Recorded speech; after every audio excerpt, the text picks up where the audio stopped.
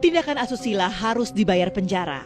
Tersangka kasus pencabulan terhadap santriwati Pondok Pesantren Dolokusumo yang sempat kabur, akhirnya dibawa ke Polresta Pati, Jawa Tengah.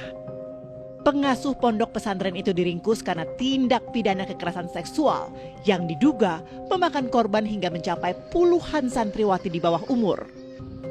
Pemeriksaan polisi mengungkap, pria 51 tahun itu berbuat nista sejak Februari 2020 hingga Januari 2024. Bahkan ada korban yang dicabuli hingga 10 kali di lokasi berbeda-beda.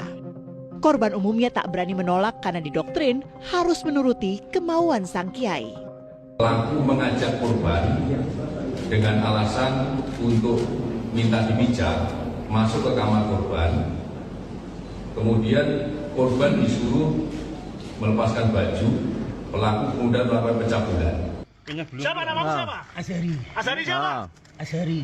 Kiai mana kamu? Kiai apa? Betul Kiai. Ponpes apa?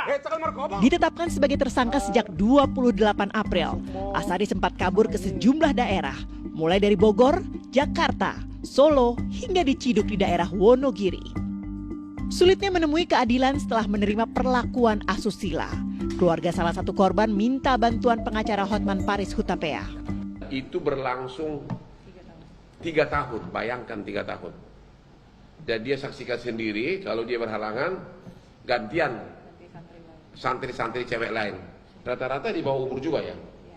Semuanya di bawah umur. Neng ini dia masih di bawah umur. Sungguh di luar nalar, Kiai Asaria mengaku keturunan Nabi, mendoktrin para santriwati harus menuruti kemauannya jika ingin masuk surga. Saat malam hari, biasanya ia sudah memberi titah melalui aplikasi pesan kepada satu demi satu santriwati.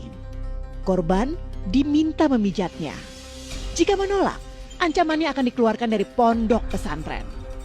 Para korban yang rata-rata kalangan kurang mampu dan yatim piatu tidak punya pilihan selain menuruti kemauan pelaku. Dan tindakan warga inilah yang memantik sorotan dalam kasus ini.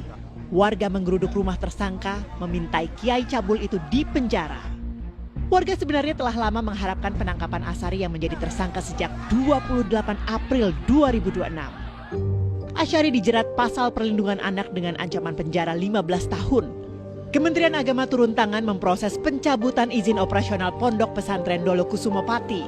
Pesantren Dolokusumo dilarang menerima santri baru untuk tahun ajaran 2026-2027. Menit ini kok sudah ditandatangani oleh Pak Kakanwi, langsung kita kirim ke Jakarta, dan Jakarta hari ini juga itu akan muncul surat pemberhentian tanda daftar pesantren yang ada di Pondok Pesantren Tahfidzul Quran Dolo Telogosari Telogowumu Pati. Terkait pencabutan izin Ponpes, ratusan santri dan tenaga didik akan dipindahkan ke madrasah atau sekolah lain yang berada di bawah Kementerian Agama dan Dinas Pendidikan di Pati. Besar harapan publik agar kasus ini benar-benar dituntaskan sehingga tidak ada lagi jatuh korban. Tim MTech Media melaporkan.